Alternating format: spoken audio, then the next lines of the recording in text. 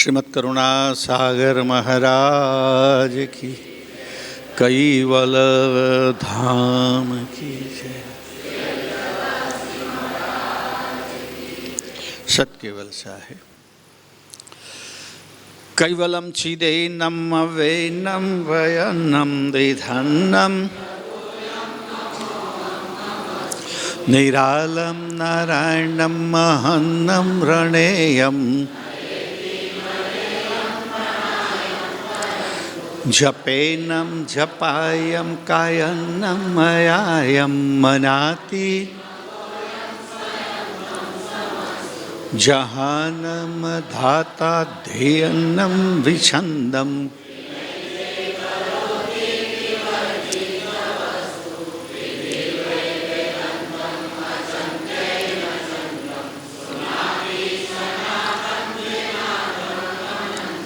अगाधम बहोर्धम लहे जन्महादम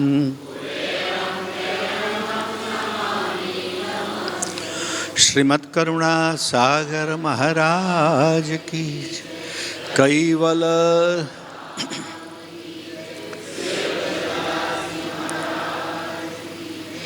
सत्केवल साहेब, सत्केवल साहेब। આજના દીક્ષાંત સમારોહ અને અભ્યાસ વર્ગમાં આપણે આપણી વાતને આગળ ચલાવીએ છીએ। જો કે મને લાગે છે ત્યાં સુધી આપણે દરેકે દરેક જ્યારે જ્યારે પણ અભ્યાસ વર્ગનું આયોજન થશે ત્યારે ત્યારે દીક્ષાનો સમારોહ પણ જોડે જોડે નવા ઉમેરાશે ને, એ બધાને આપણે દીક્ષા તો આપવી જ પડશે। તો હવે એમાં થોડીક ગઈકાલે સાંજે કેટલાક નિયમોની વાત તો કરી બધી, કે આટલા આટલા કમ્પલસરી નિયમો છે। પરીક્ષા આપણે આપવાની છે, સાથે સાથે શ્રેણી પાસ કરવાની છે, યુનિફોર્મ આપણે રાખવાનો છે ફરજિયાત, મહિનામાં 2 દિવસ આપવાના છે। આ બધાના માટે કોમન એક સમાન। બાકી વ્યક્તિગત રીતે જે કેટલું કૌશલ્ય આપણે વિકસાવવાનું છે એ મેં ગઈકાલે થોડીક વાત કરી કે આપણે બધાને ગમવા જોઈએ। પહેલી વાત તો એ છે, એવા ગમો, તમે એવા ગમો કે કોઈના ઘેર જાઓ તો લોકો તમારી આરતી ઉતારો, દીક્ષાથી આવ્યા મારા ઘરમાં।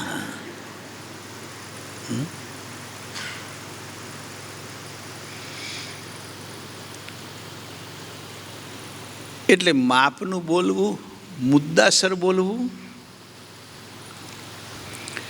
સામી વ્યક્તિને સાંભળવાની રુચિ જોઈને બોલવું, આ બહુ મહત્વની વસ્તુ છે। આપણે કોઈને વાત કરતા હોય ને એમ લાગે કે આને બહુ સાંભળવાની રુચિ, પણ પહેલી તો ઘણા કેટલા લોકો જે બોલ કરે ખબર જ નહીં પડતી કે હા મને રુચિ છે કે નથી। આ ગુણ આપણે બધા વ્યક્તિગત કેળવવો પડશે।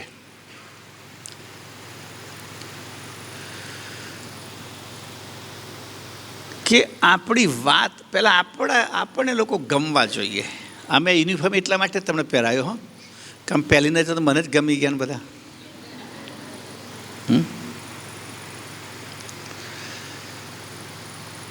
એક 2-3 વાતો બહુ પર્સનાલિટીની જ્યારે વાત કરીએ આપણે, આમાંથી ઘણા બધા લોકો બિઝનેસમાં હશે,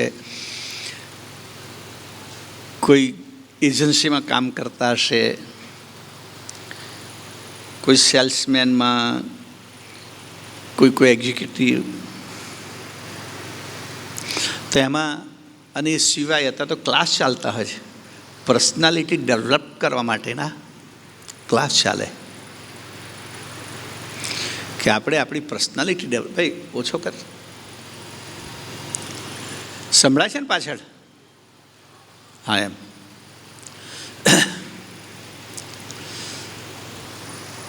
આપણી પર્સનાલિટી ડેવલપ કરવી।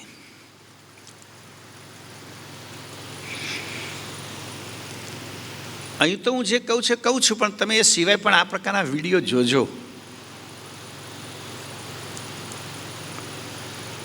કે તમે સંપ્રદાયના રિપ્રેઝેન્ટેટિવ તરીકે જવાના છો, એક પ્રતિનિધિ તરીકે, એક દૂત તરીકે,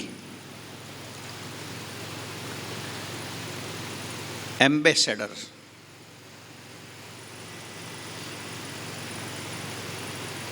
એટલે તમારું વ્યવહાર, તમારી છાપ એ તમારી છાપ નહીં, સંપ્રદાયની છાપ બનવાની. તમારી છાપ એ સંપ્રદાયની છાપ. એટલે હવે તમે નથી એટલું યાદ રાખો. તમે સંપ્રદાયનું પ્રતિનિધિત્વ કરનારા એક પ્રતિનિધિ છો.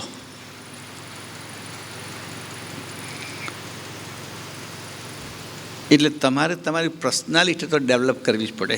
આ સવારે આ બેનને ઉઠાડ્યા તમે કમામાંથી માણસ મોકલીને, આ ખોટા બેઠા છે.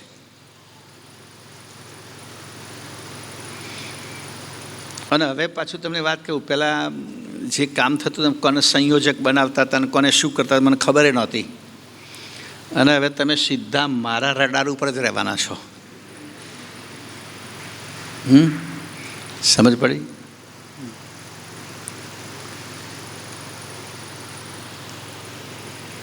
નાણદાસજી મહારાજશ્રીએ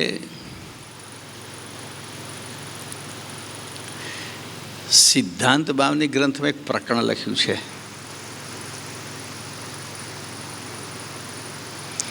ભબ્ભા ભક્તિરસ પ્રેમી જન પીવે, દુષ્ટ દુબુદ્ધજન કબહુ ન છીવે. એમાં એક વાત કરી છે કે ગુરુ શું કામ કરે. ઉદાહરણ જો તમે વાંચ્યો હોય ગ્રંથને તો ફરી તમને યાદ દેવડાવું. ઠીક છે, ગુરુનું કામ શિલ્પીનું છે. શિલ્પી જોઈશ કોઈ જગ્યાએ? મૂર્તિ ઘડનારો. એનો સાધન શું? આડરણી, વેલણ, તબેથો, છીણીનો હથોડો. સમજી લો. સમજ પડી? હે?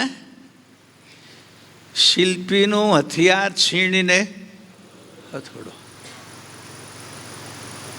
હવે તમે સમજી લો મારા પાસે શું હશે.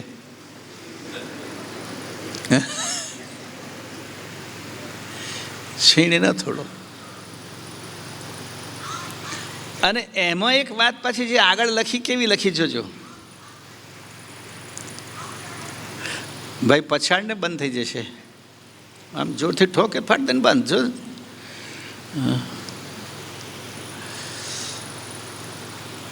એ આખું અંગ એટલું સરસ બનાવ્યું છે.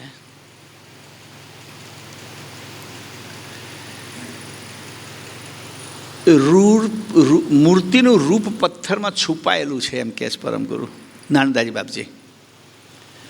આવો મોટો પથ્થર લઈ ગયા તો પથ્થરમાં પરમનું સ્વરૂપ છે જ અંદર.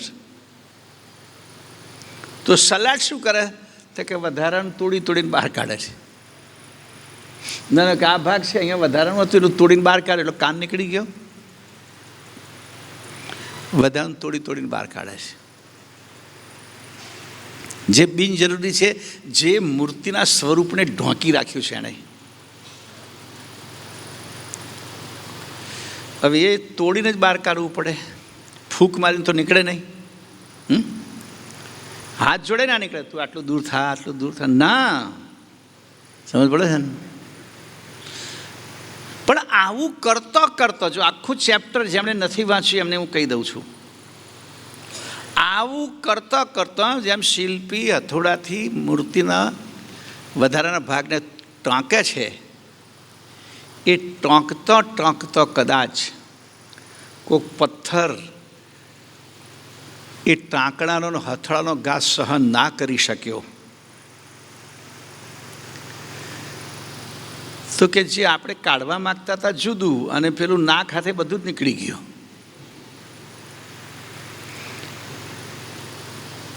તો એ પથ્થરને શું કરવામાં આવે એવું પણ લખ્યું છે એની અંદર. નકામો.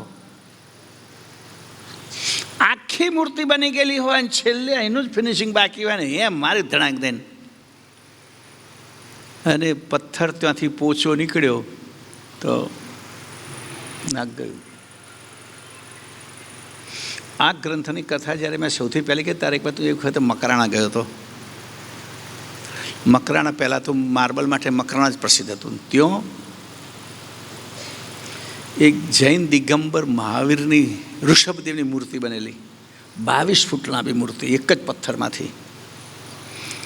એવી 3 મૂર્તિઓ બનાવી તે લોકો, અને એને ત્યાં ખાણ ઉપરથી લઈ જવા માટે છે ખાણ સુધી રેલવે લાઈન.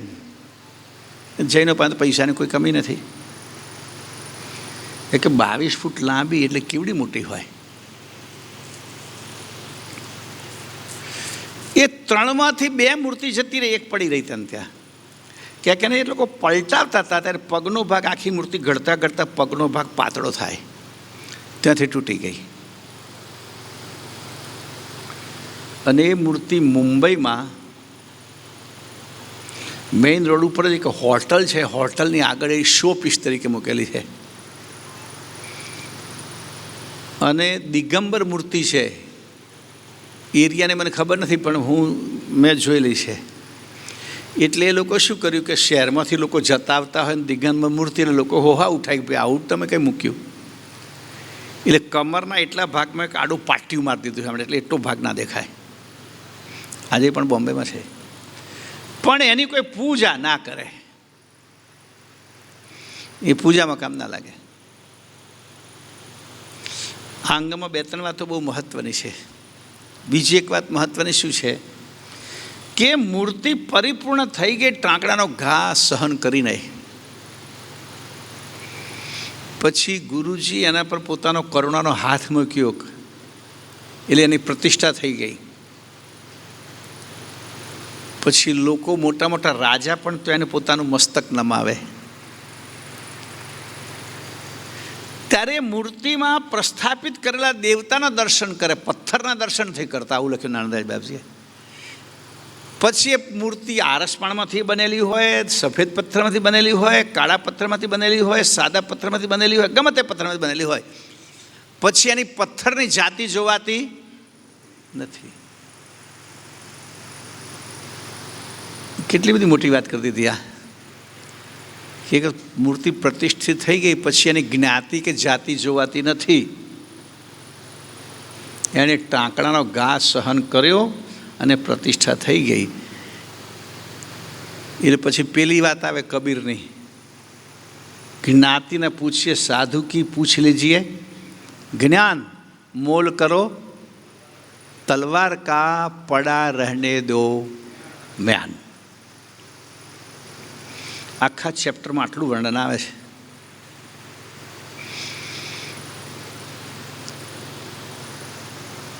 कि गुरु महाराज आ रीते एटले टांकड़ा हथियार में बीजू कशुं छे ज नहीं। जुओ जो वेले ने आडाड़ी होत तो रोटली खावा मळत आपणने, हे तो एवुं कशुं नहीं। घणा तो आडाड़ी खावाय मळे, आडाड़ी तो ना मळे पण वेलण मळे। आखो दिवस नहीं के लोग वेलण डे आवे छे ने, हाँ फेब्रुआरी में ए कहंदा आमां तो रोज वेलण डे आवे। वेलण डे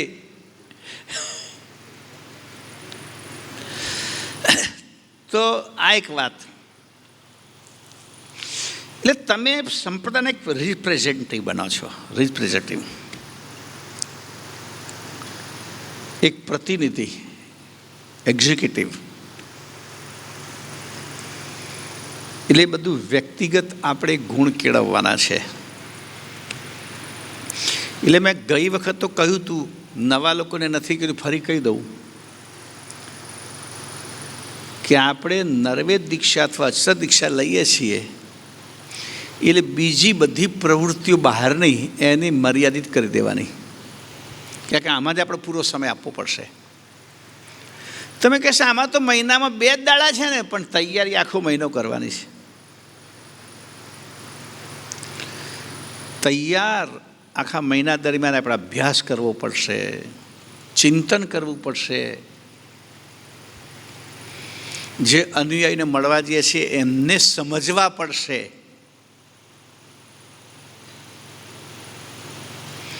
બધી જગ્યાએ તમારે એક જ બોટલની દવા નહીં ચાલે, યાદ રાખજો.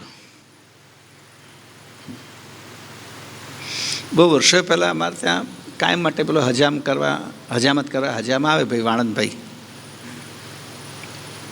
એટલે આમ તો આપણું હજામત કરવા બધા સાધનો આપણા અહીં હોય જ, અહીંયા જ મૂકેલા હોય ને એ જ વાપરે.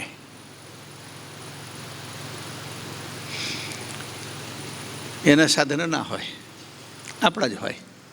પણ એક દિવસે કંઈ સીધો ધંધાથી આવ્યો કે ખબર નહીં, તો બધું આખું ડોબલું લઈને આવ્યો એનો.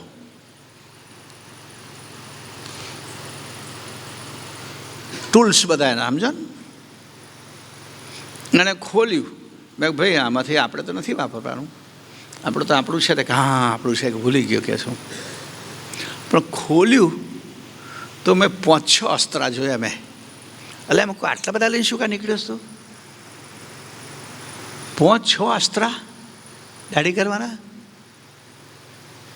મારો બેટો વાણંદ મને એમ કહે, બાપજી તમને સમજણ ના પડે. મેં કહું વાત એ સાચી કે આપણો ધંધો નહીં.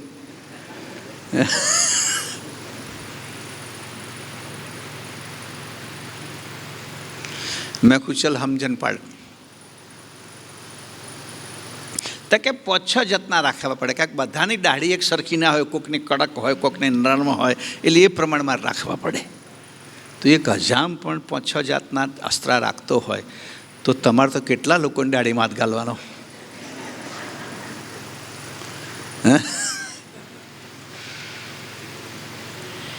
એટલે એક જ પ્રકારનો એપ્રોચ બધે કામ કરતો નથી. એટલા માટે તો આપણે ગુજરાતીમાં કહેવત છે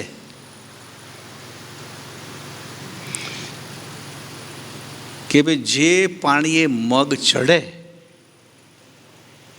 એટલે તમારે પાણીની બોટલો 2-4 રાખવી પડે. પછી 2-4-5 વખત મળે એટલે ખબર પડે કે આ મગ કયા પાણીથી ચડશે.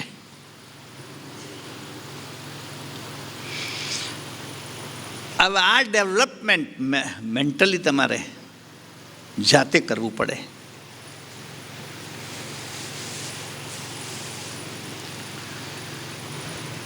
અને એના માટે અત્યારે તો બહુ સરસ સાધનો છે. તમે મોટિવેશનની કેટલી બધી સ્પીચો આવતી હોય છે, ભલે ને બિઝનેસ માટે આવતી હોય, કોઈ આધ્યાત્મિક માટે આવતી હોય, કોઈ બીજા માટે આવતી હોય. તમે સાંભળો ને. વ્યક્તિત્વનો વિકાસ, આપણા વ્યક્તિત્વનો વિકાસ,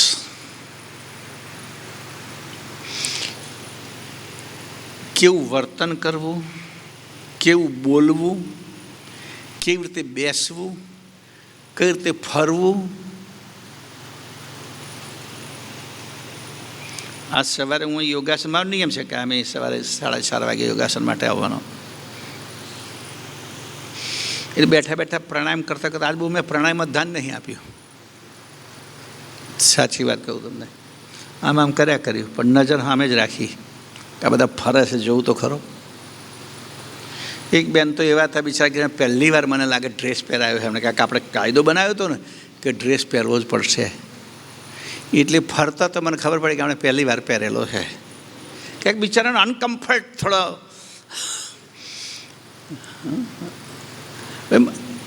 બાપજી આવું બધું તમારે જોવાનું હોય કે ભાઈ મારે તો આ બધા નમૂના તૈયાર કરવાના, એટલે જોવું પડે. માં જેવું કામ છે. છોકરાને કપડાં પહેરાયા પછી જોવું પડે કેવું લાગશે નિશાળમાં.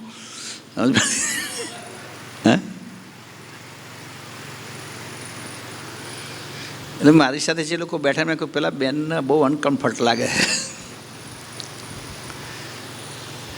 તો એટલે મેં તમને કહ્યું કે હવે સીધા નજરમાં, સીધી રડારમાં છો તમે.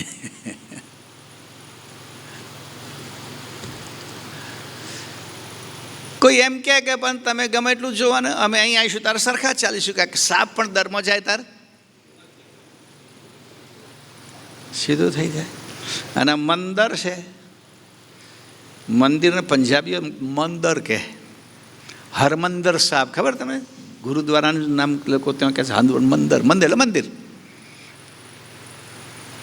પણ એ તો ગમે એટલો સીધો બોલમાં જાય ને સાહેબ, તો ખબર જ પડે કે વાંકો તો છે જ કઈ જગ્યાએથી દેખાઈ જ જાય. કો તો જમવા જાય ત્યારે ખબર પડે, બે જણીઓ ભેગા થઈને કે બે જણા ભેગા થઈને લપાટા ગપાટા મારતા ત્યારે ખબર પડે, કંઈ બેઠા હોય ત્યારે ખબર પડે. મેં તમને વાત કરી પહેલાં કોઈ વખત મારી કથા તમે સાંભળ્યું હશે. આ પંચમ સત્સંગવેદ ગ્રંથ જેમણે છપાયો છે, મારા કરુણેશભાઈ એમના પપ્પા હતા છગનભાઈ, એમના નામે એમણે છપાયો. મૂળ સારસાના વતની પણ ધારાનગરમાં રહેતા હતા, એમની જમીન ત્યાં. અને બહુ ખૂબ સમર્પિત સેવા. ઉપાસના ના આવડે કે બધું કશું નહીં, અમે તો ગુરુની સેવા સિવાય કશું કરતા નહીં, આવું કે. હું ગાદી પર આવ્યો ત્યાર પછી કેટલો ટાઈમ એને કે અમારા જુરાપુરાના પ્રભુદાસ 1.5-2 મહિના નહીં રહ્યા. મેં કહ્યું ભાઈ તમારા ઘેર કામકાજ નથી, મને ખબર નહીં કે આ બરા પહેરેદાર છે એમ છે કે છે, એવું નહીં તો કેમ મેં કોઈ રહ્યા, અમને જરૂર લાગી એટલે રહ્યા છીએ. જવાબ સીધો નહીં આપવાનો પાછો. પછી મેં આમાં નરસિંહભાઈ બાલુ મેં આ 2 જણા છે ને મારા દાદરા નીચે જઈને સૂઈ જાય છે. કોણ છે, શું છે, એમને રૂમ બૂમમાં નહીં મેળ પડતો. એ પેલા 2 ભાઈઓ હશે, મને કહેશે એ તો એ જ બેસશે ને એ જ રહેશે. એ મારાથી સાથે પણ આ રીતે રહેતા હતા, એમના બોડીગાર્ડ તરીકે રહેતા હતા. અત્યારે બાપજી નથી એટલે તમારી માટે એ રીતે સેવામાં છે એ. અને આ બધું નવું નવું થયું છે ને પાછું કાકા, તો ગાદી એટલે કે કેટલાક રીસ હોય તમને ખબર ના પડે કે છે. હા, મને બધા આવું જ કહેતા હતા પહેલાં. હા, તમને હવે જો કોઈ કહે તો કહી દઉં, ગણ તારા કેટલા દાંત છે. પણ એ વખતે મને બધા કહી દે, વાણંદ જો વાણંદ કહેતો તમને ખબર ના પડે શું કહેવું. તો એ જ્યારે પણ હું અહીં બેસું ગાદી પર બહાર, એ મારી સામે આવીને ગોઠવાઈ જાય. કારણ કે મને એ વખતે પલટીને બેસવાની ટેવ તમને પણ હોય, આમ કરી મને બેસવાની ટેવ હતી. આવું જ બેસવું. એમણે મને કહ્યું, મને કહે છે શીતળાજી બાપજી જોડે તમે કેટલો ટાઈમ રહ્યા? મેં કહું અહીંયા એ બીમાર હતા તારે મહિનો, બાકી કાશીમાં આવે ત્યારે 1.5 મહિનો ગુરુજી રહેતા હતા. તો એ કઈ રીતે બેસતા હતા તમે જોયેલા? મેં કહું આ રીતે પગ પર પગ ચડીને બેસતા હતા. મને કહે કોઈ દિવસ આમ કરતા હતા? મેં કહું આવું તો નહોતા કરતા. તો કે તમે કેમ કરો છો? મને બહુ લોકો ધમકાઈને હું દિલાયો, ધ્યાન રાખજો. મેં કહું ટેવ પડી ગઈ યાર મને આવું. ખાલી જરૂર ના તો ટેકો મૂકી દેવાનો, બાકી આ મજબૂત છે. હું કે હામાં બેસું છું, તમે જ્યારે આમ કરશો ને ત્યારે હું આમ કરી સમજી લેજો કે ખરેખર. હવે આવું કોણ કે, અમને આવું કોણ કે કહો છો? બહુ નજીકનો સ્વજન હોય તો જ કે, બીજા કોઈ નહીં. હિંમત એને ને વિચારે નહીં. આમ તો ગાદી પર એટલે હું એમનો ગુરુ, એ શિષ્ય. તો કે ના, તમારી જે પદ ઉપર છે એ રીતે તમારાથી બેસાય. ગમે તેમ પગ લાંબા કાઢીને બેસો, ગમે તેમ આમ કહીને આડા ઉડા બેસો, એ પદને શોભે નહીં.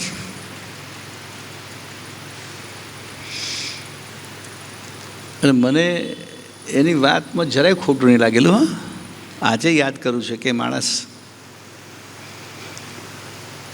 અને આનો ઉલ્લેખ મેં બહુ વખત કર્યો છે મારા પ્રવચનમાં, કદાચ કેસેટોમાં કોઈ કે આ વસ્તુ, આ વાતનો ઉલ્લેખ આજે જ કરું છું એવું નહીં.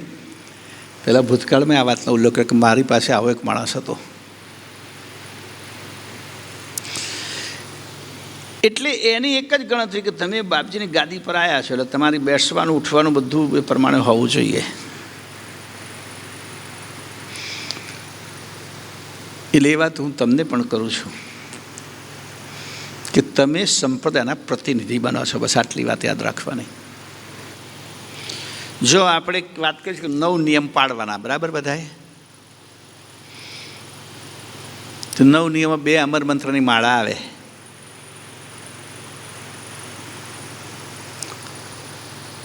આજે હું 6 માં 5 બાકી નહીં જતો રહ્યો વહેલો, નહીં તો 6 અને 6 ને 5 જવું હોયથી આસન કરતાં કરતાં. મેં કહું આ બધા આવશે માળા કરવા, પણ કોઈ ના આવ્યું.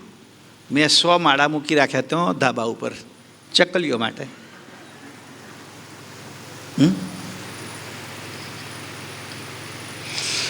તો તમારે નિયમ પાડવા પડે, અભ્યાસ રાખો છે. જો પહેલાં તો હું બધા આસન કરતો હતો, વચ્ચે બિલકુલ છૂટી ગયા, બિલકુલ છૂટી ગયા. એટલે પદ્માસન તો મારાથી થાય જ નહીં એવી સ્થિતિ થઈ ગઈ હતી મારી. આ યોગાસન શરૂ કર્યા પછી હું 35 મિનિટ પદ્માસનમાં એક ધારે બેસી શકું અત્યારે, અને 45 મિનિટ વજ્રાસનમાં બેસી શકું, અને પરફેક્ટ વજ્રાસન પાછું.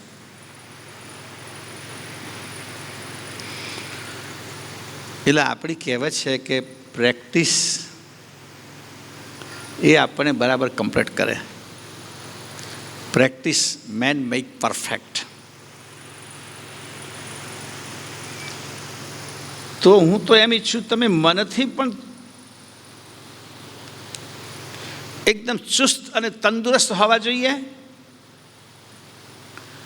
અને તનથી પણ. મનથી બીમાર હોય એને શું થાય ખબર? 2 જણને નક્કી કર્યું કે તમારે ફલાણા ગામમાં જવાનું છે, દત્તક લીધેલું. ઉતર્યા બસ સ્ટેન્ડે, હવે તો બધા વાહન લઈને જાય. મેં જતાં જતાં પાણીની લારી જોઈ, પૂરી. આગળ મેં બહુ બોલ્યો નહીં, તો કે લઈને ખાતા જઈએ પછી જઈએ છે ને.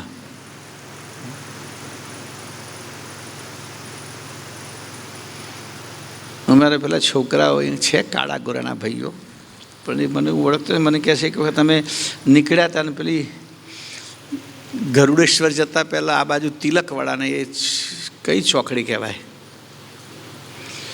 આમ બોડેલીથી આવીએ ને આમ તિલકવાડાથી આવીએ, દેવલિયા.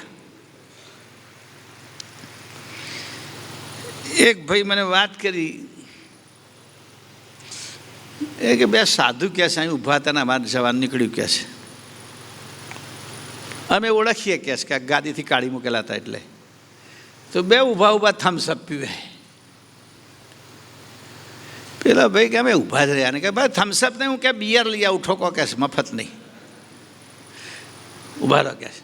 મારા બેટા અડધી બોટલ મેં કે નહીં ગયા. તો સારું ના લાગે ને. મન ઉપર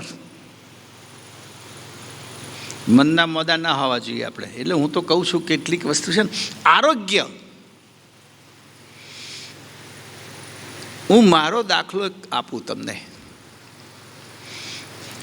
હું મારું જ એક્ઝામ્પલ તમારા માટે.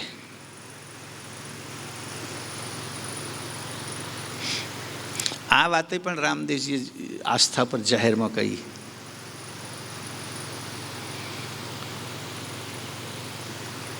મને થોડી સુગરની બહુ બોર્ડર લાઈન તકલીફ હતી. એમાં કોરોના થયો, અને કોરોનામાં છેલ્લી ઘડી સુધી ખબર ના પડી કે મને કોરોના છે. આપણો અન્નકૂટ બેસતું વર્ષ બધું આવ્યું, એમાં ટેસ્ટ કરાયા પણ બધા નેગેટિવ આવે. થોડો બ્લડમાં માઇનોર આવ્યો તો પેલા કે આ તો બધું ઘેર બેઠા જ બધું મટી જાય. અમારા ડૉક્ટર આપણા અનુયાયી છે અમિતભાઈ, ધમધોકાર કોરોનામાં હોસ્પિટલ ચાલતા હોય, બિચારા 3 વખત અહીંયા આવ્યા મારી જોડે બોલાયા, એટલે ટીમ લઈને.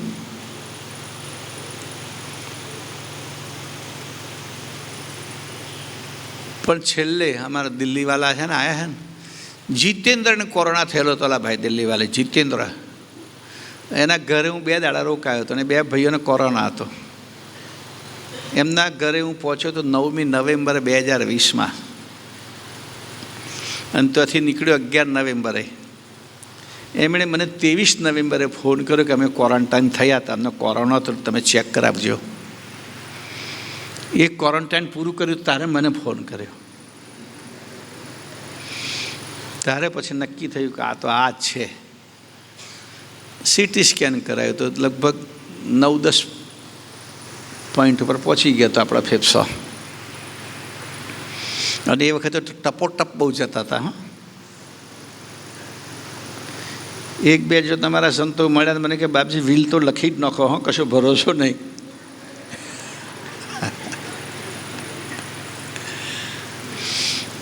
મારા અમિતભાઈ બરાબર લાગી પડ્યા. ગમે તે રીતે બાપજીને બેઠા કરી દો.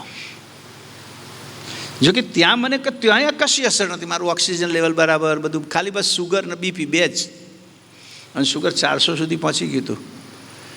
કારણ કે સ્ટીરોઇડ હાઈ ડોઝ દવા શરૂ કરી એટલે કોરોના તો ગયો પણ સુગર મૂકતો ગયો. અને આપણું અત્યાર સુધીનું 70 વર્ષ સુધીનું, જો તમને કહું, આ તો 71, પણ 70 વર્ષ સુધીનું પ્રિયમાં પ્રિયમ કોઈ ભોજન હોય મારું તો ગળપણ. મને ઘણા પૂછે, ગુરુજી ગળપણમાં શું લેશો? મેં કીધું જેમાં ખાંડ કે ગોળ હોવો જોઈએ, બાકી બીજું ગમે તે છે ચાલશે. બધું જ, મતલબ કે આપણે લાપસીએ ચાલે, શ્રીખંડે ચાલે, દૂધ પાકે ચાલે, રસમલાઈ તો દોડે. એટલે વધારે પ્રિય. એટલે આમ પેલું કયું ટાઈપ 2 કે શું કહેવાય, એવું કંઈક ટાઈપ 2માં આવી ગયા હતા આપણે. એટલે બોર્ડર લાઈન કહેવાય. પણ દવા લેવી પડતી હતી. પણ મેં મારા આહાર ઉપર અને વ્યાયામ ઉપર એવી રીતે જોર આપ્યું કે અત્યારે મારું 100ની અંદર બપોરે હોય કે સવારે હોય, કોઈ દવા નહીં, કોઈ મેડિસિન નહીં. જે લોકો મારા પરિચયમાં બધા ડૉક્ટર બધાને મેં રેકોર્ડ મોકલી દીધા. 2 જુલાઈથી ગઈકાલ સુધી નાખે. જો ભાઈ મારું રોજ 2 ટાઈમ જોવું જ. એના લીધે શરીરમાં સ્ફૂર્તિ પણ એટલી રહે છે, કામકાજ પણ એટલું થાય છે. માત્ર દવામાં શું, આહાર કંટ્રોલ, ખાવાનું કંટ્રોલમાં. તમને બધાને પણ આ સલાહ આપું છું. હું તો ઘણા કોઈક અનુયાયી કંઈક એવો તો જોઉં મેં કે ભાઈ તમે તબિયત પર ધ્યાન આપો. એમાં ખાસ જે ગાદીની સેવામાં જોડાય તો ખાસ ભાઈઓ બહેનો જે સેવામાં જોડાયેલા છે એમના માટે તો મારો ખાસ આગ્રહ છે કે તમે તમારા સ્વાસ્થ્ય માટે સભાન બનો. કારણ કે તમે જેટલા તંદુરસ્ત રહેશો એટલી સેવા પરમગુણી લાંબો સમય માટે આપશો. બસ આટલો જ હેતુ, તમારા કુટુંબ માટે નહીં, ગુરુ મહારાજ માટે.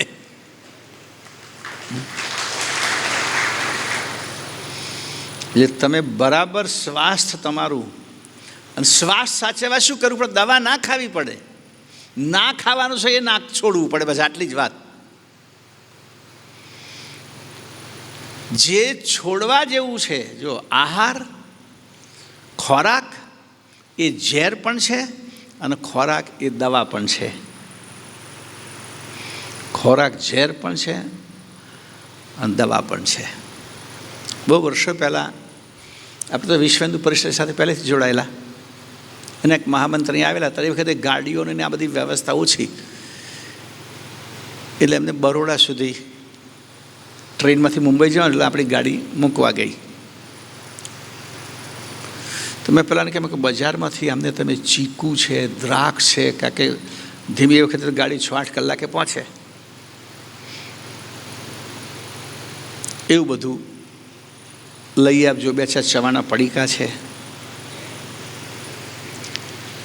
પેલા ભાઈએ આ બધુંમાંથી 2 કેળા જ લીધા, બીજું બધું આપણી સાથે જગ્યાનો પાછું આપી દીધું. મેં કહ્યું 8 કલાકની મુસાફરી, તમે બપોરના નીકળ્યા છો, ક્યારે પહોંચશો? જમવાનો ટાઈમ. પહોંચ્યા પછી એમણે ફોન કર્યો કે હું પહોંચી ગયો. વખત મોબાઈલ નહોતા. ત્યારે મેં પૂછ્યું તમે કશું લીધું નહીં? તે કે હું સ્વયંસેવક છું, પરિષદની સેવા કરું છું. ટ્રેનમાં કેટલા મુસાફરો હોય, હવે એ બધા કહે છે કશું લાયા ના હોય, એ કશું ખાતા ના હોય, આનું ખોલીને ખાવું કેવો અવિવેક લાગે. એટલે મેં 2 કેળા જ લઈ લીધા કે સમય મળે કોઈ આગા પાછા થાય ત્યારે મેં ખાઈ લીધા. કારણ કે વિવેક મહત્વનો છે. મેં કોઈ ના ઓળખતા હોય એની અમે તો તમે ગમે તે ખાવ, કોણ પૂછનારું છે? કે ના, એવું નહીં. અને અહીંયા અમારે તો સંઘના કે પરિષદના લોકો અહીંયા આવે ને કંઈ પણ કામ લઈને મળવા લેવા, તો મેં જોયું બધાના ઉપર એક સરખી જ વાત. પાણીની બોટલ આપીએ આપણે, એટલે ઊભા થાય ત્યારે બોટલ લેતા જાય.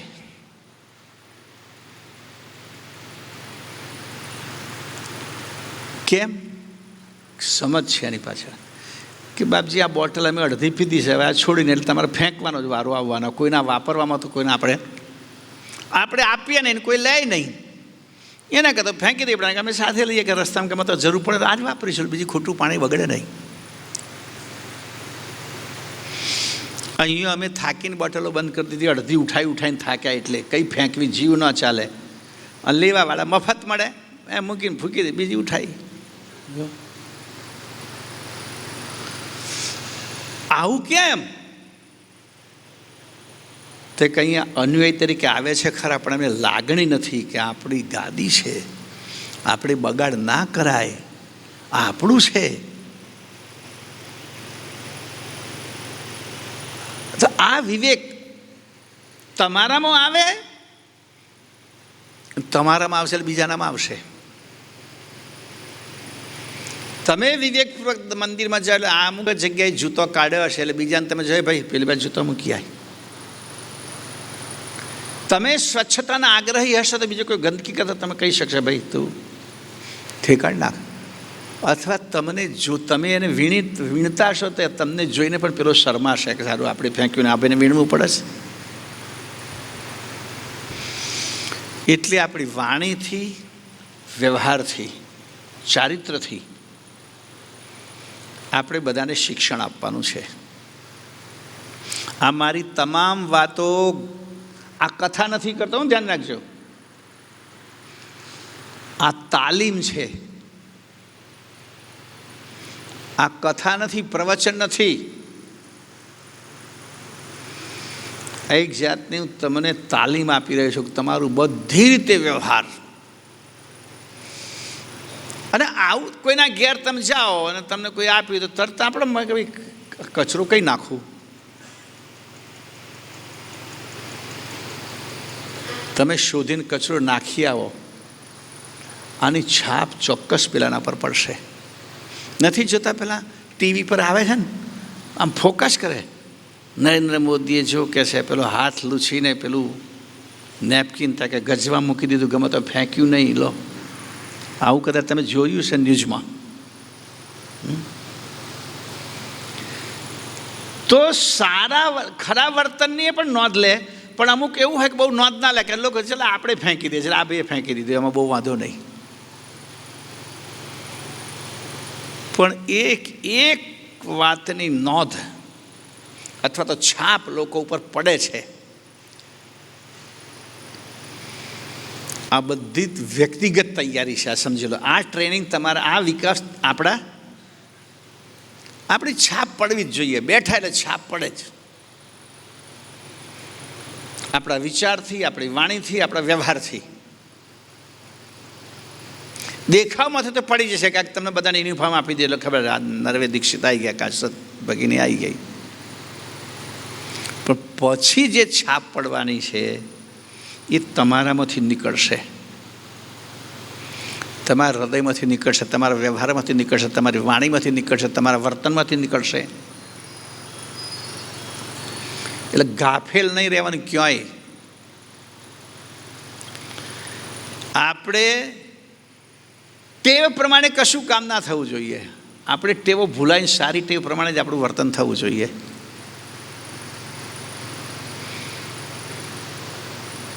ટેવ પ્રમાણે નહીં. આ બધું તમારે શીખવું પડશે અને એની શરૂઆત તમારે અહીંથી જ કરવાની. જમવા બેઠા, જમવા ગયા તો એકદમ આમ, પછી ચલા છૂટ્યા, બેસો તારે લાંબા થઈને પગાડા, મારો ગપ્પો બે ચાર. એવું નહીં ચાલે. રસોડામાં કેમેરા મૂકેલા છે, હું બેઠો બેઠો જોઈશ, ધ્યાન રાખજો. અને પછી તમને બોલાવીશ, હો આવો ભાઈ, તમે હતા બૂમા બૂમ કરતા હતા રસોડામાં, બમણા બહાર કાન ફોડી નાખતા હતા.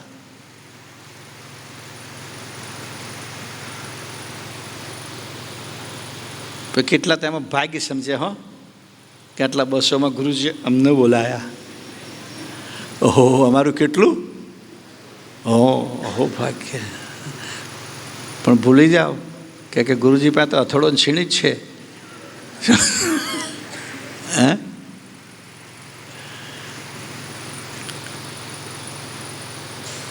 એટલે આ ધીમે ધીમે આવશે, પણ એના માટે શું વોચ કરવી પડે. આપણે આપણા વર્તન ઉપર વોચ કરવી પડે.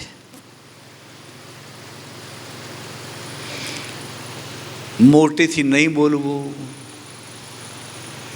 વધારે પડતી વાતો કરવાની ટેવ નહીં રાખવી. જમવા બેસીએ તો વ્યવસ્થિત જમવા બેસવાનું. જેટલું જોઈએ એટલું જ લેવાનું. આપણાથી બગાડ ન થવો જોઈએ.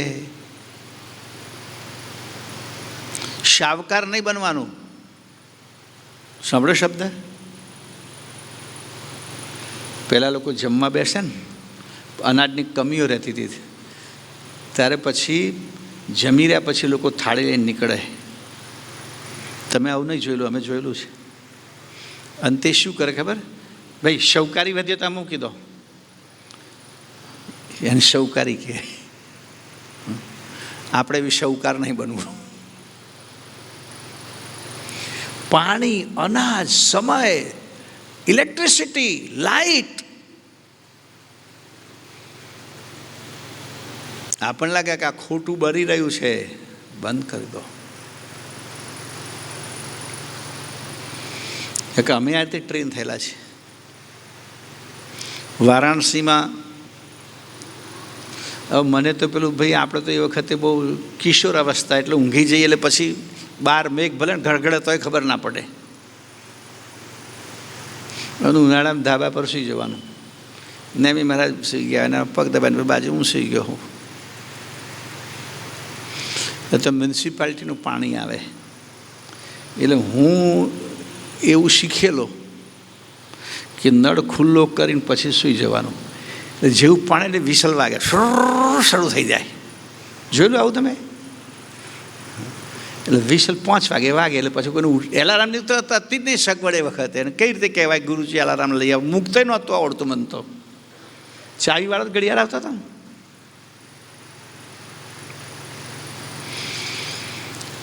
હવે પેલો જે પાછળ મ્યુનિસિપાલિટીના પાણીના મોટા મોટા ટાંકી, એટલે એ લોકોને ત્યાંથી લાઈનો જતી હોય ને, બધા હરેક વારા ફરતી વાલ ખોલે.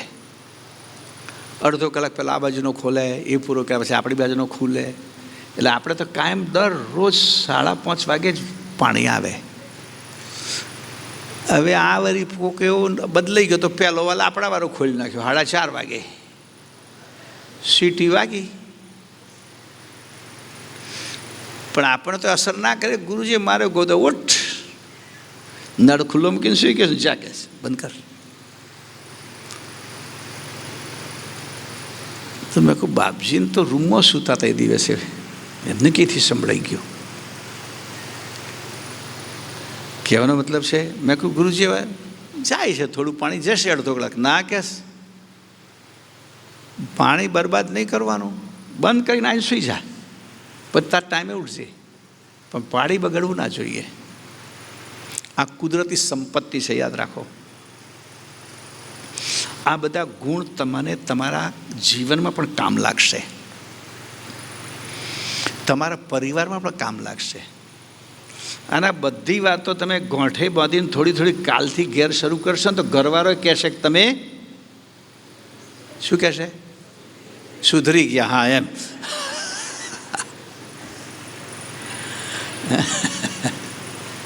સુધરી ગયા એમ ના કે, પણ બદલી ગયા એમ તો કે કમસે કમ પોઝિટિવ રીતે બદલાઈ ગયા. એટલે બધા જે નવા દીક્ષા લેવાના છે તે જેમણે પહેલાં દીક્ષા લીધી છે બધા જ વ્યક્તિ વિકાસ, વ્યક્તિત્વના વિકાસ માટે આપણું વ્યક્તિત્વ આ મહત્વનો વ્યક્તિત્વનો વિકાસ, બધી ટેવો આપણી પોઝિટિવ હોવી જોઈએ, આપણો વ્યવહાર પોઝિટિવ હોવો જોઈએ. અને આનાથી બહુ જેમ જેમ આગળ જાઓ અત્યારે મોટો પ્રશ્ન છે, જ્યાં હોય તો તમને એક શબ્દ સાંભળવા મળતો હશે. અત્યારે નવા જે અત્યારે જે પદ્ધતિ ચાલે એમાં પોઝિટિવ શબ્દ બહુ સાંભળવા મળે. રોગમાં જ આપણે પોઝિટિવ નહીં રહેવાનું. સમજ પડી કે નહીં? કોરોનાનો ટેસ્ટ આવ્યો તો કેવો જોઈએ? હા, એમાં પોઝિટિવ નહીં રહેવાનું. શરીરમાં કંઈક ગાંઠ થઈ અને એનો ટેસ્ટ કરાય તો કેવો હોવો જોઈએ? નેગેટિવ. પણ વિચાર વ્યવહારમાં પોઝિટિવ. લોકો કહે છે પોઝિટિવિટી હોવી જોઈએ આપણામાં, સકારાત્મક વિચાર. એ આપણને જીવનમાં પણ બહુ ઉપયોગી છે. એનાથી વ્યક્તિત્વ વિકાસ તો થાય, જીવનમાં પણ ઘણા ફાયદા થાય છે. એટલે તમે નરવેદ દીક્ષા લો છો કે અસત દીક્ષા લો છો, માત્ર સંપ્રદાયના કામ પૂરતું જ નથી તમારું કામ. તમારું પણ વિશિષ્ટ વિકાસ હોવો જોઈએ. જો પહેલાં અને મેં આગળ કહ્યું શરીર વ્યવસ્થિત હોવું જોઈએ, આની વાત કહું તમને. મેં પહેલાં કહ્યું હતું એક વખત પ્રવચનમાં, તમને બધાને કોઈ યાદ હોય તો. સ્વામિનારાયણ સંપ્રદાયના સાધુ તમે બધા તંદુરસ્ત જોશો. તંદુરસ્ત હેલ્ધી, પેલા તંદુરસ્ત નહીં, આગળ ફોંદ નીકળી હોય એવા નહીં. એને તંદુરસ્ત ના કહેવાય, જો ધ્યાન રાખજો. પણ યુવાન, ભણેલા, બીમાર નહીં એવા, એની પાછળનું કારણ છે ક્યાંક એ લોકોને એક ઝઘડામાં મારે જવાનું થયું હતું લાવાત તરીકે. મેં એમના સાહિત્યનો અભ્યાસ કર્યો તો સહજાનંદ સ્વામીએ સાધુના નિયમોમાં લખ્યું છે કે બીમાર, અપંગ, વૃદ્ધ અને અશક્ત.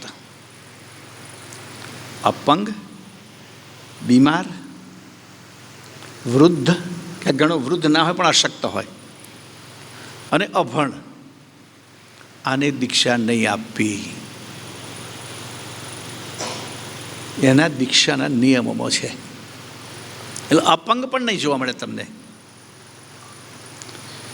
શરીરથી નબળો પણ નહીં, વૃદ્ધ પણ નહીં. પછી સાધુ ત્યાં પછી તો ગરડો થાય વાત જુદી છે, પણ વૃદ્ધને દીક્ષા નહીં આપવાની. અને એ નિયમ બહુ જ ઉપયોગી થયો લોકો માટે. કે એલિયા ફેલિયા કોઈ આવે જ નહીં. શિક્ષિત પણ હોવો જોઈએ, ભણેલો પણ હોવો જોઈએ.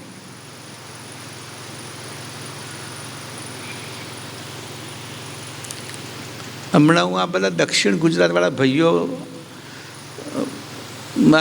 અલગ અલગ જગ્યાએ બધા મહીબી જો ઉજવવાનું ને એવું બધું ચાલે છે 250માં, તો એક જગને વિડીયો જોતો હતો.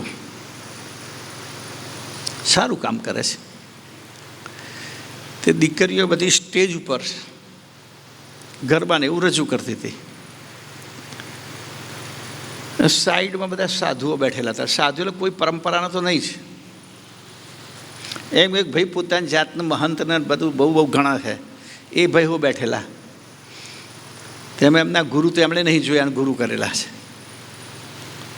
મંડપ હતો સરસ, અને એ સ્ટેજ પર બેઠા તો કાળા ચશ્મા પહેરીને બેઠેલા છે, ગોગલ્સ પહેરીને. હવે આપણે તો આને શું કહીએ, સનગ્લાસ કહીએ ને. તડકામાં જવાનું હોય, તડકો આંખો પડે તો આપણે બરાબર એનાથી રક્ષણ કરવા માટે આંખને આપણે આ સનગ્લાસ પહેરીએ. મેં ફરી 2-3 વખત ફોરવર્ડ કર્યું કે આ ભાઈ અત્યારે આ છોયો છે, તડકામાં નથી ને ગોગલ્સ પહેરીને કેમ બેઠા છે? ધ્યાનથી જોયું કે આંખો તો ખબર પડે કઈ બાજુ છે, પણ મેં કહું ફેસથી જજ કરવા દો કઈ બાજુ જોતા હશે એમ. તો ગરબા દીકરીઓ જે રજૂ કરી એની સામે આમ કહીને જોઈ રહ્યા છે, સમજ પડી? એટલે ચશ્મો રાખવાથી એક ફાયદો થાય કે કોને જોવે છે ખબર તો ના પડે.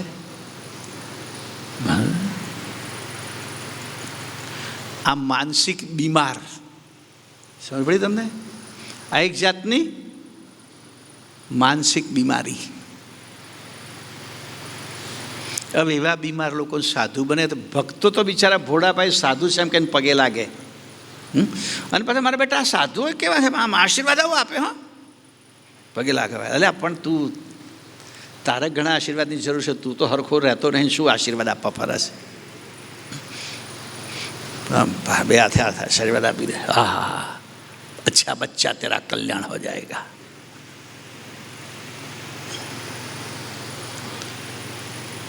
મય શું રમે છે શું ખબર?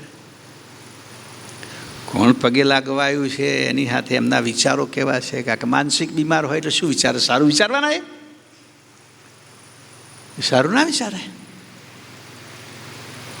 એટલે આ વચ્ચે પછી એક વાત કહું, પગે લાગવાની વાત છે તારે આપણે આપણી પરંપરા પ્રમાણે દર્શન કરવાના. કોઈના પગ અડવા તો જવાનું જ નહીં, ધ્યાન રાખજો. સાધુના નહીં, હું તો નહીં જ અડવા દઉં, કારણ કે આપણે તો અથડો છીણી છે જ. સાધુ કોદાળો નહીં કે એને દૂરથી એ તો હા અડો ને ભરી અમને કોણ અડવા આવવાનું? અમે એવા જેલા પહેલાં અમુક જગ્યાએ હું જતો હતો, આપણા સંપ્રદાયમાં તો આપણી ગાદીમાં તો પરંપરા નહીં, પણ પેલા બધા અમારા ભગવાન પક્ષવાળા હોય તે શું આમ બધા સાધુની પૂજા કરો, આમાં તેના કેટલાના પગનો ઠેકાણો ના હોય. તો એવા હું કાર્યક્રમમાં ગયો છું, પેલા ગ્રહસ્થ પૂજા કરે, પેલા આમ કહીને પગ લાંબો કરે, હા લ્યો પડે લે ચોપડો કહે છે, કારણ કે એમને પૂજાવાનો ભાવ હોય. એ પૂજાને લાયક ના હોય પણ લોકો તો સંત સમજીને પૂજા કરે. એટલે સાચા સંતે તો ખરેખર પૂજાવાનો ભાવ જ ના હોવો જોઈએ. એટલે આપણા નરવેદ દીક્ષિત તમામ એ વાત ગોઠી લો. સાધુ સંત મળે તો નમસ્કાર માથું નમાઈને સતકલ સાહેબ જ કહેવાના, કોઈના ચરણ સ્પર્શ કરવા જવાનું નહીં. દૂરથી નમીને વિવેકપૂર્વક 3 વખત માથું નમાવો, સતકેવલ સાહેબ કહો. પગ ચરણ સ્પર્શ કરવાની પદ્ધતિ તો કાઢી જ નાખો, હજુ કોરોના ગયો નથી. હું તો કોરોના આવે પહેલાં લોકોને દૂરથી પગે લાગવાની સૂચના આપતો હતો.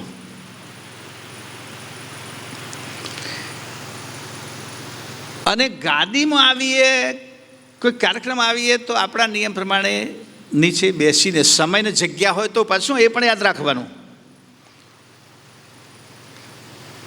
ભાવના ખરી પણ વિવેક જરૂરી. ભાવના ખરી પણ વિવેક જરૂરી. એટલે પગે લાગવાનું બેસીને એ પણ ગમતો નહીં. એવું નહીં કે રેલવે સ્ટેશન પર જતા મેં બેસી જઈએ, સારું ના લાગે, એ યોગ્ય નથી. ભલે મિયાઓ ગમતા નમાજ પડે, આપણે માટે નથી બરાબર. એટલે એવા સમયે ઊભા રહીને નમસ્કાર કરી લેવા. કહી દીધું બેસીને પગે લાગ્યું એટલે ગમતો નહીં. કોઈ કે બોલાય કે લગ્નમાં અમને કે ભાઈ આશીર્વાદ આપવા આવજો ને, ત્યાં ગયા ને ત્યાં પેલા ભટ દઈને ચોરી આગળ બેસી જાય પગે. અલ્યા ભાઈ આમને એમને ફેરા ફરવા દે ને, તું વચ્ચે શું કા ઓટો મારા? એટલે વિવેક ખાસ. આ મારી વાત બાબત નોંધી લેજો તમે, નહીં તો નજરે પડ્યા તો છીણી ના થોડો. હા કહી દઉં છું. જ્યાં યોગ્ય જગ્યા હોય, યોગ્ય સમય હોય, ત્યાં ચોક્કસ બેસીને જ વંદન કરવા. શરણ સ્પર્શ તો નહીં જ.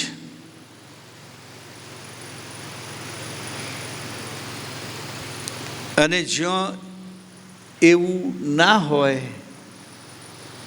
ત્યાં આપણે નમીને દૂરથી 3 વખત માથું નમાઈને સતકલ સાહેબ કરવા. આ બધું તમે શીખો અને બીજાને શીખવાડો. તમે શીખશો એટલે બીજાને શીખવાડી શકશો. આ ટેવમાં વળાઈ જવું જોઈએ, ધ્યાન રાખજો. આપણી ટેવમાં આવી જવું જોઈએ. એટલે એક અલગ છાપ ઊભી થવી જોઈએ આપણી, કમ્પ્લીટલી પ્રોપર છાપ નરવેદ દીક્ષિત તરીકેની. આ ગુણો વિકસાવવાની વાત છે. હવે જે એમને નવા જે લોકોને દીક્ષા આપવાની છે એનું ફોર્મ ભરાશે. હવે આપણે કામ ક્યાંથી શરૂ કરવાના, કઈ રીતે કરવાના એ વાત.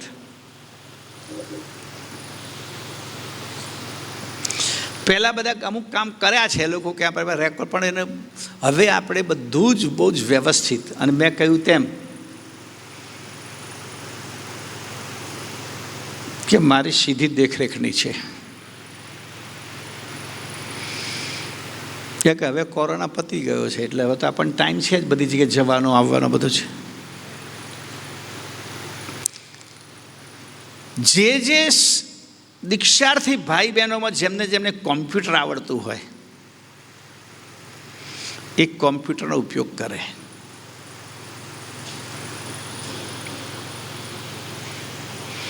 સાથે બીજી 2-3 વાતો કહી દઉં. અત્યારે સોશિયલ મીડિયાનો જમાનો છે. તમે કેટલા વોટ્સઅપ ગ્રુપમાં હશો, કેટલા ફેસબુક ગ્રુપમાં હશો, ઇન્સ્ટાગ્રામમાં હશો, પણ સંપ્રદાય તરીકે જે ગ્રુપમાં તમે રહો એ ગ્રુપ સંપૂર્ણ ગુરુ ગાદીને સમર્પિત હોવું જોઈએ. એટલે એમાં કોઈ ફોટા શેર થતા હોય, કોઈ પ્રોગ્રામની માહિતી શેર થતી હોય, માત્ર ગુરુ ગાદીની પરંપરા અનુસાર ગુરુ ગાદીને જ હોવી જોઈએ. આ બધા નોંધ કરી લો. તમે કોઈ ગ્રુપ ચલાવતા હોય ને એના તમે એડમિટ હોવ તો તમારા ગ્રુપમાં કે એમાં કોઈ પણ વ્યક્તિ ગુરુ ગાદી સિવાયની કોઈ વાત પોસ્ટ કરે તો એને પહેલો તો કાઢી જ નાખવાનો નથી. એ આપણા ગ્રુપમાં હોવો જોઈએ નહીં. આ યાદ રાખો. ફેસબુક ગ્રુપ આપણું એક જ છે, કૈવલ્ય જ્ઞાનપીઠ. અંગ્રેજીમાં અને હિન્દીમાં ગુરુ ગાદી. ખાલી તમે સર્ચ મારો ને ગુરુ, બાળબોધીમાં ગુ લખો એટલે આપણે એકલા જ છીએ. એ સિવાયના કોઈ પણ ગ્રુપ સાથે આપણે એટેચ રહેવાની જરૂર નથી. હોય તો નીકળી જવાનું. Leave that group. એક જ ગ્રુપ સાથે આપણો સંબંધ હોવો જોઈએ અને તે ગુરુ ગાદીનો. યુટ્યુબ ચેનલ એ પણ કૈવલ્ય જ્ઞાનપીઠના નામથી જ છે. ઘણા બધા યુટ્યુબર લોકો આગળ આપણા દેવળનો ફોટો મૂકે, આપણા બાળકોનો ફોટો મૂકે, મારોય ફોટો મૂકે અને એમનો ધંધો ચલાવે. પછી અંદર જા તારા કન્ટેન્ટ જુદા હોય. એમણે અમેરિકાની અંદર એક વખત જે મારે જવાનું થયું તો બિચારા મારી પધરામણી હતી તો આવતા પહેલાં એમણે ટીવી પર એક યુટ્યુબ ચેનલ શરૂ કરી દીધી. ક્યાંક એમાં આગળ આપણો દેવળનો ફોટો તો આગળ તારે બધું ઘર બનાવો. એટલે ભાઈ આ તો આપણું નતા કે મેં તો તમારો ફોટો જોઈને ચાલુ કર્યું. મેં કહું આ છેતરનારા લોકો ધંધો કરે ને. એવી ચેનલને ગુરુ ગાદીનો કોઈ પણ અનુયાયી સબસ્ક્રાઈબ ના જ કરવો જોઈએ. હોય તો અનસબસ્ક્રાઈબ થઈ જવાનું. આ બધા લોકોને આ મેસેજ આપવાનો. તમારે પોતાનું તો આનાથી સાવધાન બનવાનું જ છે, પણ બાકીના તમામને પૂછવાનું ફેસબુક ગ્રુપમાં છું તો કે કયા કયા ગ્રુપમાં જોજો. પછી કોઈ કૈવલ પરિવાર હોય ને, નેમી પરિવાર હોય ને, સતકેવલ હોય ને, આ કાર્ડ બધું એક જ કર. કૈવલ જ્ઞાનપીઠ અંગ્રેજીમાં અને હિન્દીમાં પાછળ ગુરુ ગાદી સારસાપુરી. એ સિવાય બીજું કશું જ હોવું ના જોઈએ. અને યુટ્યુબ ચેનલ એ પણ કૈવલ્ય જ્ઞાનપીઠ ગુરુ ગાદી સારસાપુરી. એ સિવાય બીજા કોઈને આપણે પ્રમોટ નહીં કરવાનું, લાઈકે નહીં કરવાનું. હું નથી કહેતો કે તમે ડિસલાઈક કરો, પણ લાઈક પણ અનલાઈક કરવાના આપણે નથી કોઈને શિક્ષણ આપતા. પણ આપણું લાઈક તો ન હોવું જોઈએ. એટલે કેટલા લોકોમાં જે પરમગુનો ફોટો આવો મૂકે ને પાછું ઉપર પાઘડી મૂકેલી હોય પેલી જાત જાતના લાઈક કરે. શરમ નહીં આવતી લા તમને? આ પરમ ગુરુની પ્રણાલિકા આ જ છે. કેટલા તો ઘોડી પર ઊભો રાખી અને બાપજીને આમ કરીને ફોટો મૂક્યો છે. પેલા શહેજાનંદ બિચારાનું માથું કાપી નાખ્યું અને પરમગુરુનો ફેસ મૂકી દીધો. ભાઈ પરમગુરુના આવા રંગીલા ફોટા નહીં હોતા. સમજ પડે છે ને? બાલકુવેરના ફોટાને પેલી પાઘડીઓ પહેરાવી દે છે. એ ગયો તો સહેલું થઈ ગયું. તો પરંપરા વિહીન કોઈ પણ વસ્તુને પ્રમોટ નહીં કરવાની, એને લાઈક નહીં કરવાની, એમાં જોડાઈને નહીં રહેવાનું. ઉપરથી કોમેન્ટ લખી નીકળી જવાનું કે આ જ્ઞાન સંપ્રદાયની પરંપરા પ્રમાણે ફોટો નથી અને અમે પસંદ નથી કરતા. બસ આટલું લખો તો લખી નાખવાનું, પેલા એને ખબર પડે. વાત બરાબર સમજાઈ ભાઈ? આમાંથી કેટલા લોકો ફેસબુક સાથે સંબંધ રાખનારા છે? હાથ ઊંચો કરો ભાઈઓમાં. ફેસબુક સાથે આટલા લોકો છે. બહેનોમાં? ભાઈઓ કરતાં બહેનોની સંખ્યા સારી છે. તો તમારે ધ્યાન રાખવાનું. આ કોઈ ગ્રુપમાં આપણે જવું જ નહીં. અને એવા કોઈ આપણા ફ્રેન્ડમાં હોય તો એને કાઢી નાખવા. બે ગુરુગાદીની પરંપરા પ્રમાણે તમે ફોટા મૂકતા હોય તો રહેવાનું, નહીં તો નહીં. એ રીતે વોટ્સઅપ ગ્રુપ, હું તો કહું વોટ્સઅપ ગ્રુપમાં કોઈ જગ્યાએ રહેવાની જરૂર નહીં. આપણું બ્રોડકાસ્ટિંગ લિસ્ટમાં તમને મેસેજ મળી જશે. બીજા મેસેજ તમારે શું કરવા કહો?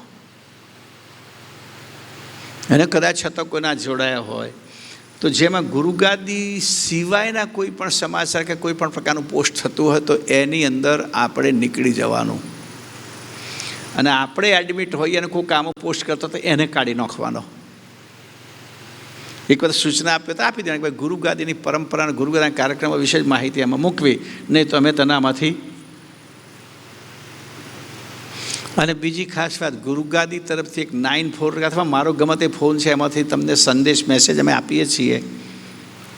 એમાં કોઈ દિવસે કોઈ પણ જાતની પોસ્ટ નહીં કરવાની. સતકેવલ સાહેબે તમારે લખવાના નહીં. તમે વિચાર કરો, આપણે ગુરુગાદીના બ્રોડકાસ્ટ લિસ્ટના 18 ગ્રુપ છે. એક ગ્રુપમાં 256 નામ હોય. કેટલા થયો? 4000ની લગભગ નજીક.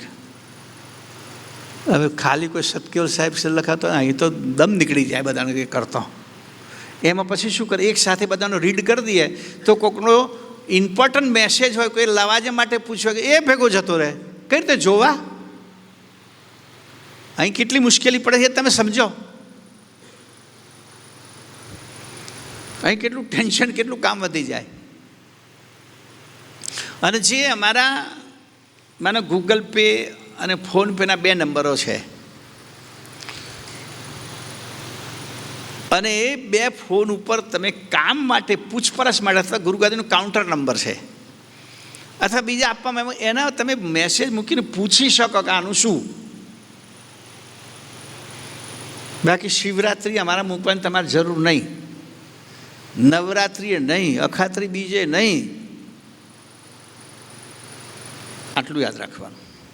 આ સોશિયલ મીડિયામાં આપણે કઈ રીતે રહેવું એ મેં તમને સમજ આપી. જુઓ, પોતાના મોબાઈલ પર લખી લો, કેન્દ્રીય બ્રોડકાસ્ટિંગ લિસ્ટ બનાવવાના છીએ. એ ભાઈનું નામ છે નરવેદ દીક્ષિત બંધુ ઉમેશભાઈ. નરવેદ દીક્ષિત બંધુ ઉમેશભાઈ પટેલ. હવે એક બીજી વાત કરી દઉં તમને વચ્ચે કે તમે આપણા કોઈ પણ અનુયાયીનો જે નંબર નરવેદ દીક્ષિતનો તમે સેવ કરો, ગમે તો કઈ રીતે દીક્ષિત નામ સેવ કરવાનું એટલે જોઈ લો. પહેલાં નામ લખવાનું અંગ્રેજીમાં, ગુજરાતીમાં જે લખો તે, અને છેલ્લે ગામનું નામ ગુજરાતીમાં લખવાનું, સ્પેસ પાડી નહીં. પછી બીજી પ્રોફાઇલો, એમાં તમે માનો કે ભાઈ બ્રોડકાસ્ટિંગ લિસ્ટ એડમિટર કે જે કે લખો લખી શકાય. માના ઉમેશભાઈ છે તો ઉમેશભાઈ પટેલ એક નામ આવી ગયું. અને પછી એની એ જ લાઈનમાં સ્પેસ આપીને કુણી તો નરવે દીક્ષિત બંધુ એ પછી નીચે બધું જે લખવું તમારે લખી શકાય, પહેલાં એના ટાઇટલમાં હોય કે કંપનીનું નામ હોય કે એમનું બીજું, એમાં એનો નંબર છે +91 98792 98792. પહેલાં 5 આંકડા થઈ ગયા. ફરી બોલું છું, પહેલાં 5 આંકડા 98792, પછી પાછળના 5 આંકડા 48093 48093. આખો નંબર બોલું છું 98792 48093. આ ભાઈને તમારે વોટ્સઅપ મેસેજમાં તમારું નામ, તમારું ગામ અને મોબાઈલ નંબર, આમ તો આવવાનો છે પણ અલગથી લખીને કોપી પેસ્ટ કરતો ફાવે ને, અને તમારા નામ આગળ તમે લખી શકો નરવે દીક્ષિત બંધુ. એટલે પાછું ગમે તેને એલિયા ફેલિયાનું આ ગ્રુપ નહીં બનાવવાનું આપણે. એટલે અને ભાઈ ઉમેશભાઈ, જેના નામ આગળ નરવે દીક્ષિત બંધુ અથવા તો અશરત દીક્ષિતા ભગીની હોય એમને જ આ લિસ્ટમાં જોડવાના. બહેનો લખી શકે અશરત દીક્ષિતા ભગીની અથવા અશરત દીક્ષિત ભગીની.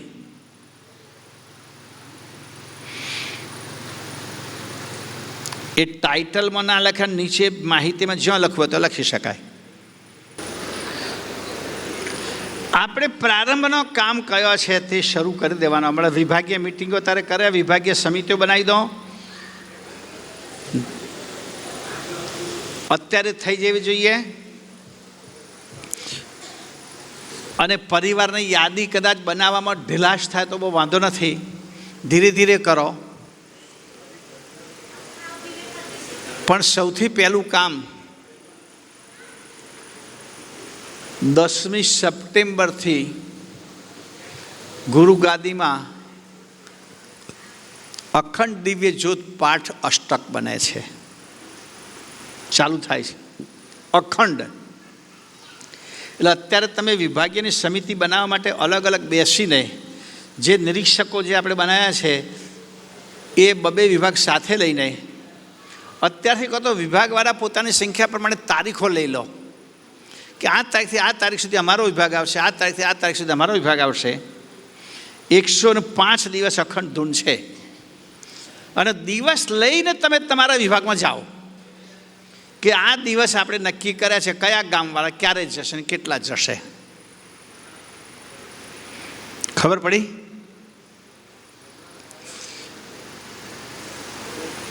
આ કામ આજે થવું જોઈએ. અને સાયંકાલ સમૂહ ઉપાસના કેન્દ્ર 105 દિવસ દરેક ગામમાં ચાલે. એટલે આજે તમારી વિભાગીય સમિતિ અહીંયા બેસે, બની જાય અને પોતાના ગામોની સંખ્યા પ્રમાણે કોઈ વિભાગ 5 દિવસ લે, કોઈ વિભાગ 10 દિવસ લે, કોઈ વિભાગ 12 દિવસ લે. બધા વિભાગો થઈને 210 દિવસની યાદી બનવી જોઈએ કે એક સાથે બબે વિભાગ આપણે મૂકવાના, બબે ગામ મૂકવાના છીએ. વધુ સંખ્યા જોઈએ મારે. એટલે 10મી સપ્ટેમ્બર ભાદરવા સુદ પૂર્ણિમા એ દિવસથી અખંડ દિવ્ય જ્યોત અષ્ટકના પાઠ અહીંયા શરૂ થઈ જશે.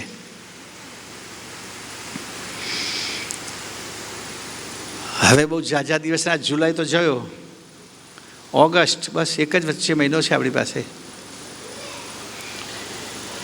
એ કામ પહેલામાં પહેલું અને સાથે 105 દિવસ માટે સ્વયંસેવક તરીકે કોણ કેટલા દિવસ અહીંયા રહેશે એ બધી જગ્યાએ ફરી ફરીને સ્વયંસેવકો નોંધવા પડશે, ઊભા કરવા પડશે, શોધવા પડશે. એમ જ કોને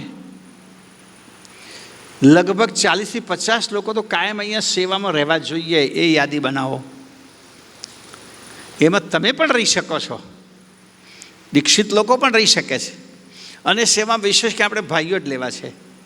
થોડી ઘણી બહેનો હોય ચાલે, કંઈક સાફ સુફરીમાં કે રખરખવાળમાં કે રસોડામાં કામ લાગી શકે સેવામાં. બાકી રાત્રે જાગવાનું, એ લોકોને ચા પાણી નાસ્તો કરાવવાનું, એમને જમાડવાના, પીરસવાનું, એ બધી વ્યવસ્થા માટે ભાઈઓ જ જોઈએ. એટલે આ ક્યાં સુધીમાં તૈયાર કરી દઈશું આપણે? કહો આ નામ બધું.